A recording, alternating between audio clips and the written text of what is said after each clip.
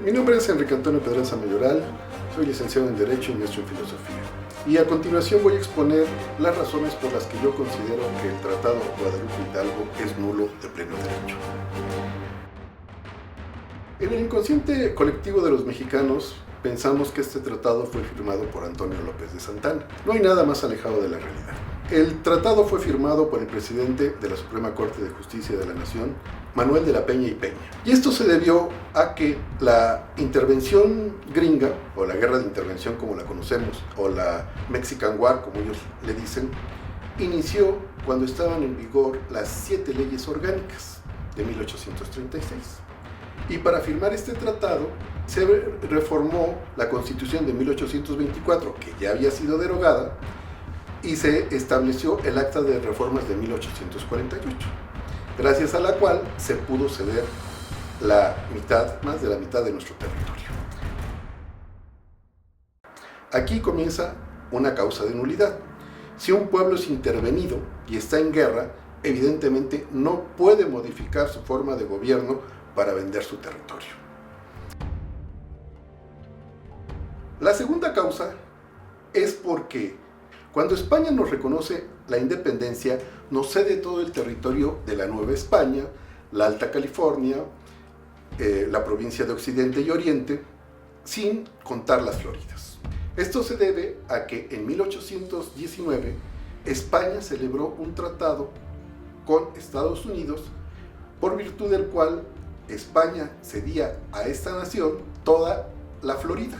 Y a cambio de esta cesión, los Estados Unidos se comprometían a no buscar más territorios hacia el oeste. En consecuencia, si estaban en vigor las 7 leyes orgánicas y bajo ellas se firmó el Tratado de Paz y Amistad entre la Reina de las Españas y México, nosotros, los mexicanos, estábamos protegidos para que los Estados Unidos ya no buscaran más territorio hacia el oeste.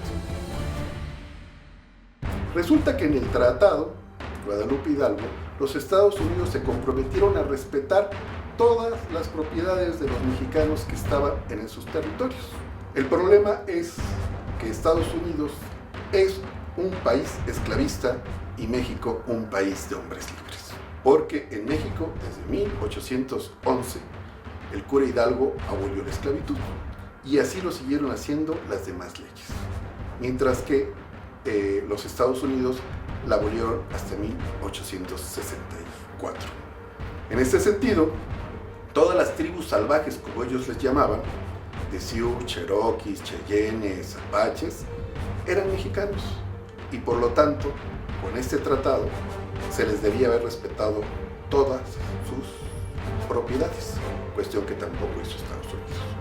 Además, el hecho de que se firmara un tratado entre un pueblo de hombres libres y un pueblo de esclavos, evidentemente lo nulifica de pleno derecho.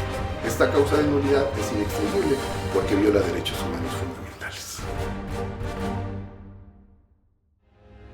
Por estas 3 causas considero que el Tratado Guadalupe Hidalgo es nulo de pleno derecho.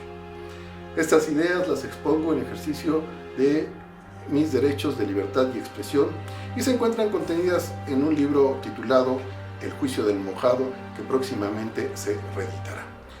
Muchas gracias, mi correo electrónico es librosprohibidos@yahoo.com.